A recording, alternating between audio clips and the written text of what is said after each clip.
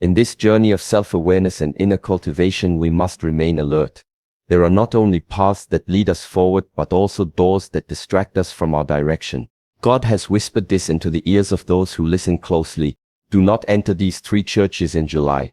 In every spiritual journey, silence is not the absence of sound, it is the presence of clarity. But in our modern world, we are increasingly drawn toward movements, institutions, and environments that value stimulation over stillness. The Church of Noise is one such place. It is a space where volume has replaced value, where loud voices attempt to substitute for quiet truths.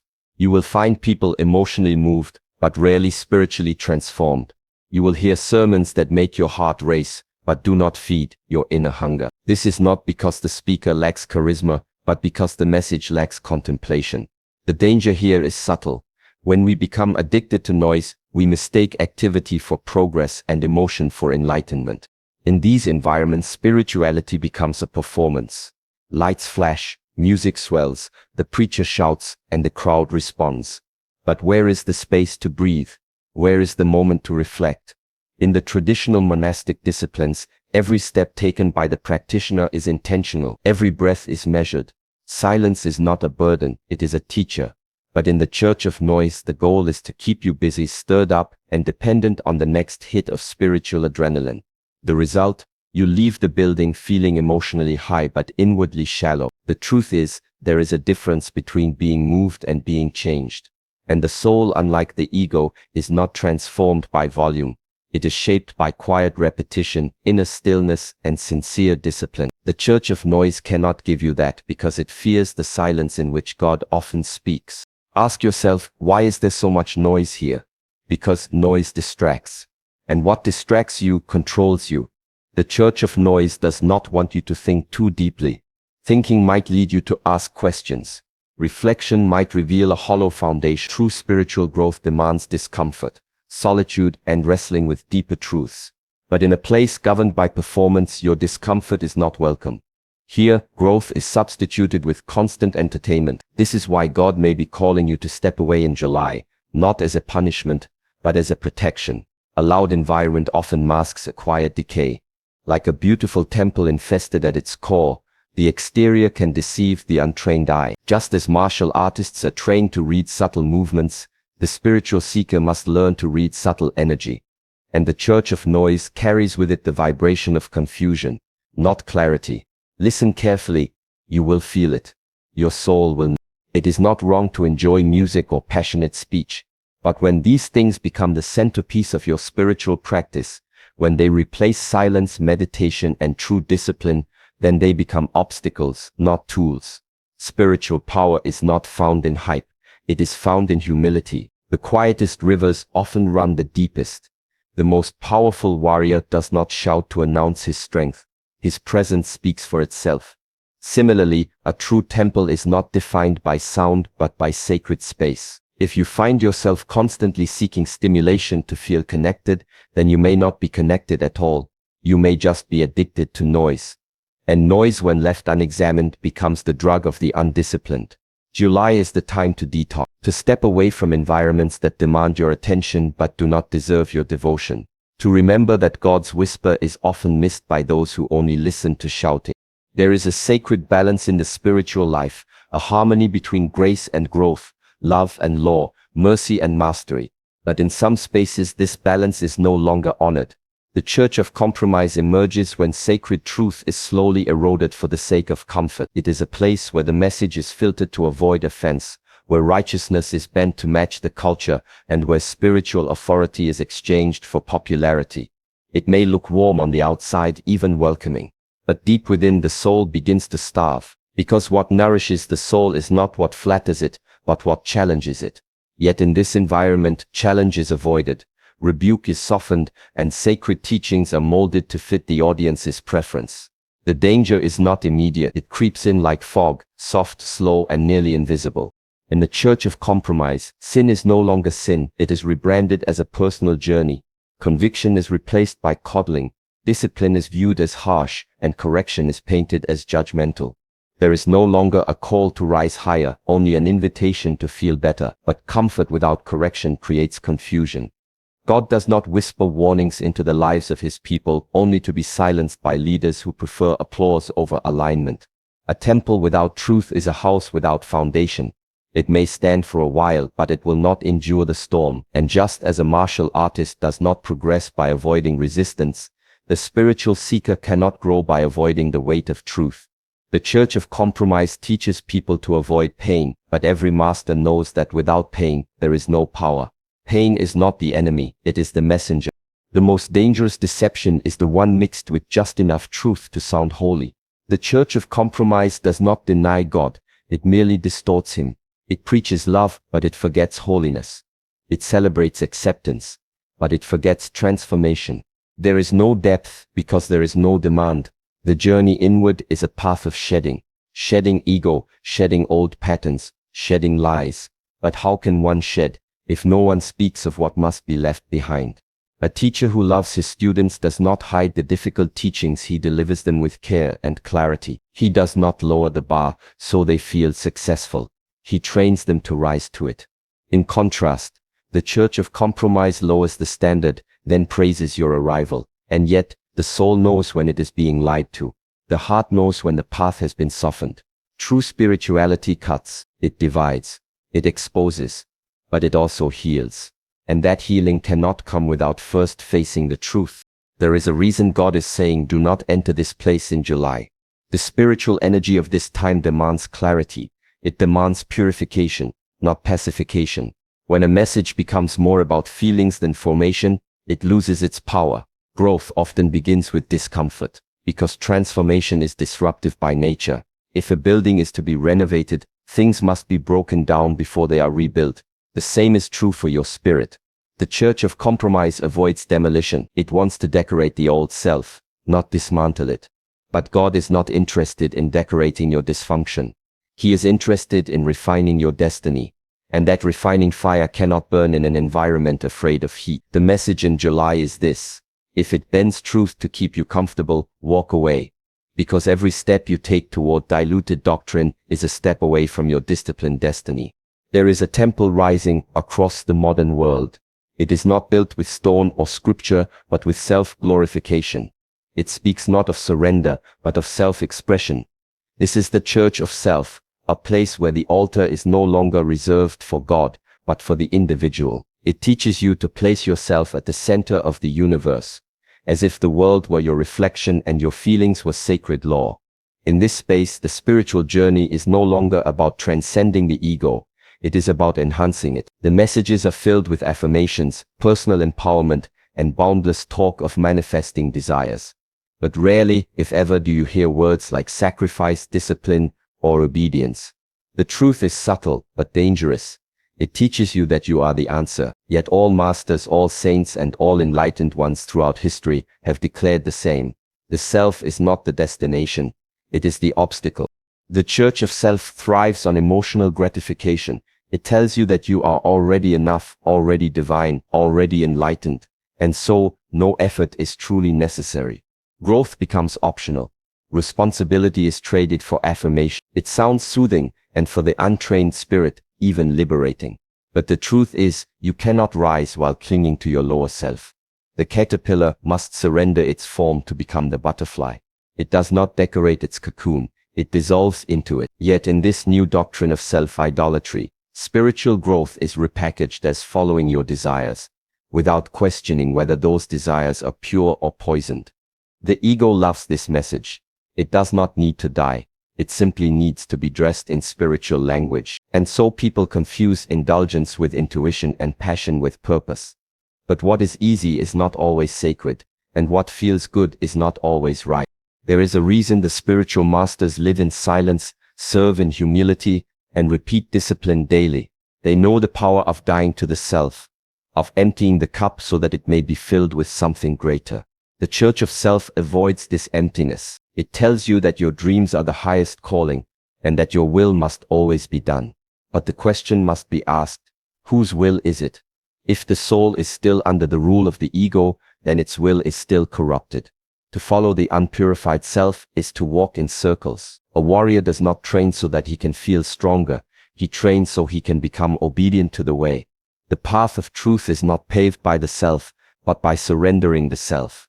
This is why the ancient disciplines demand stillness, fasting, simplicity, because they strip away all that is false, and the self in its rawest form is a bundle of false attachments, ideas and fears. God is not to be used, he is to be followed, but the church of self subtly reverses the order. God becomes a spiritual vending machine, there to fulfill your plans, bless your goals, and approve your path. But this is not faith. This is fantasy. In July, the call is not to look deeper into the mirror, it is to step away from it, because your reflection is not the truth. The truth is what remains when the reflection fades. That truth is revealed only in surrender, sacrifice, and sacred obedience. If you remain too long in a place where you are constantly praised, constantly told you are already whole, already wise, already enough, your hunger for truth will be numbed. That is the danger of this church. It feeds your pride and starves your spirit. To evolve, you must step away from the mirror and kneel at the altar where your desires are placed in fire, and only what is real will remain. There is a universal principle in both spiritual and physical cultivation. What surrounds you shapes you. This is as true in the temple as it is in the forest, in the monastery as it is in the marketplace. No seed, regardless of how pure, can grow in poisoned soil. And yet, many people fail to understand this sacred truth. They pursue clarity while living in confusion. They seek peace while staying immersed in chaos. They pray for guidance while refusing to leave environments that misguide them. It is not that God has become silent, it is that the signal is blocked. Your spiritual frequency, like any fine instrument, must be finely tuned. And tuning requires attention not just to your inner state, but to your outer surrounding. When the soul is ready to ascend, the environment must match that vibration. If it does not, misalignment begins to pull you away from your higher path. When God tells you to leave a place, he is not always telling you that the place is evil. Sometimes, he is simply telling you that the place is no longer aligned with your next level. In martial arts, you do not continue sparring with white belts when you are training for mastery. You move forward, not out of arrogance, but out of necessity. Growth demands new spaces. Yet many remain in stagnant spiritual environments out of guilt, routine, or fear. They become loyal to old energy, old voices, and old patterns, even when those patterns are no longer nourishing. The truth is, alignment often requires detachment. Detachment from comfort, from familiarity, even from tradition. Because when your spirit begins to elevate, anything not vibrating at the same level becomes a weight. It might still look holy, it might still sound right, but the inner frequency no longer resonates. That is the whisper God places in the hearts of his chosen. It is time to move. In July, that whisper becomes louder. This is a month of energetic refinement, a time when internal alignment demands external action. The environments you remain in either sharpen or soften your spirit. They either remind you of your mission or distract you from it. You may not even realize how much you've been absorbing until you step away. Like a room filled with subtle noise, you do not hear the hum until you enter silence. So it is with spiritual pollution. You do not feel its effect until you detox. The words, the energies, the atmospheres around you, they form the lens through which you see yourself and your purpose. This is why God sometimes closes doors not to punish, but to purify. He removes you from certain churches, relationships, communities, not because they are evil, but because they are no longer clean enough to hold the weight of your calling. You cannot expect to carry divine clarity while living in distorted spaces. If your path is sacred, your surroundings must reflect that. You would not train for battle in a carnival. You would not prepare for enlightenment in a marketplace of noise. Yet many continue to seek transformation while refusing to leave entertainment. Alignment requires a shift, not just within, but around. God is calling many to step away in this season, to enter into sacred solitude, to find spaces that invite discipline, not distraction, that honor silence, not spectacle, that teach truth, not trends. And if those environments are rare, then create them. Your inner world is shaped by what you allow in your outer one. Build your temple, clear the noise, honor the path, because no matter how strong your spirit is, environment either elevates or erodes alignment. The choice, as always, remains with the seeker. In every age, truth walks quietly while illusion dances loudly. The path of genuine spirituality has never needed fireworks, loud declarations, or mass approval. Yet in a world addicted to immediacy and spectacle, many mistake hype for holiness. We see churches filled with followers, screens filled with viral preachers, and bookshelves stacked with trendy spiritual language. But the soul does not feed on trend, it feeds on truth. The problem arises when the seeker, untrained in inner stillness, follows the crowd rather than the call. It is easy to get swept away by charisma, by emotional momentum, and by messages that tell you everything you want to hear. But discernment begins when you pause and ask, is this teaching forming me or flattering me? Is it convicting me or merely exciting me? Is it calling me inward or outward? These are the questions that reveal the difference between the sacred and the staged. To discern means to separate, like the martial artist who discerns movement before motion, or the monk who discerns desire before thought. Spiritually, it means learning to feel beyond what appears inspiring. There are messages that sound holy but are built on ego. There are preachers who quote scripture but chase status. There are teachings that use the name of God but serve the idol of popularity. Discernment is not judgment. It is spiritual intelligence. Just as the body learns to detect poisons hidden in food, the soul must learn to detect distortion hidden in doctrine.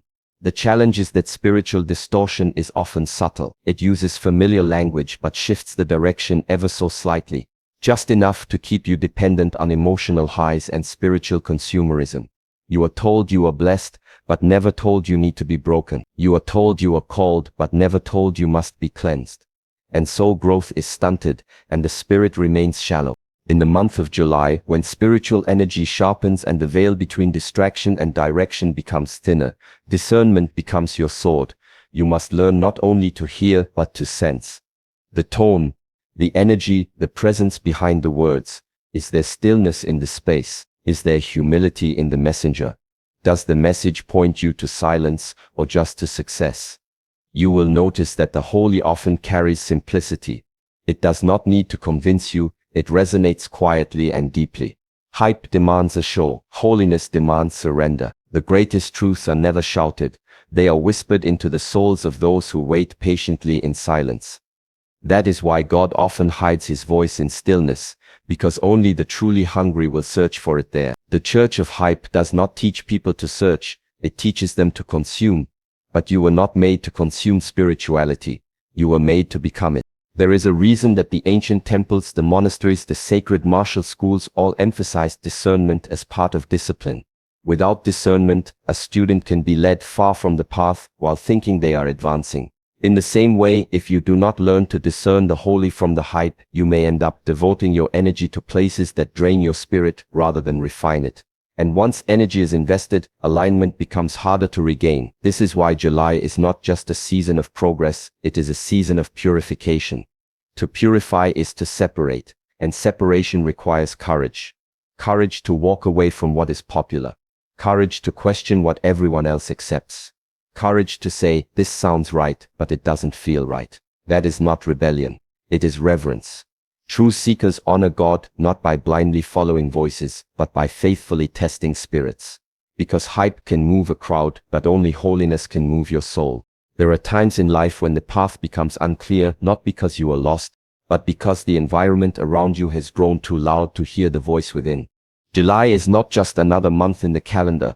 It is a threshold, a spiritual checkpoint, a moment when God invites you not to run forward but to step back and observe. To examine not just what you believe, but where you're placing your belief. Not just who you follow, but what frequency they carry. God has not asked you to judge, but he has asked you to discern. Discern the church of noise that keeps you hyped but never healed. Discern the church of compromise that softens truth until it has no edge. Discern the church of self that exalts your will above God's. You are not weak for walking away. You are wise. When a warrior sees that the battlefield is unworthy of his skill, he doesn't fight. When a monk senses that a temple has lost its spirit, he doesn't chant louder. He leaves, because alignment begins where dishonor ends, and no discipline can survive in distortion. This month, listen carefully to your spirit. Do not be seduced by loud voices. Do not be convinced by crowds. Follow the quiet pull toward the sacred. Move where there is stillness, truth, and discipline. When you honor this inner compass, you will find yourself not just avoiding danger, but being redirected toward deeper clarity, higher wisdom, and greater power. The most sacred path is not always the most crowded. It is often the narrow one, walked by the few, but seen by God. May your steps be light, may your discernment be sharp, and may your soul be aligned with only what is holy.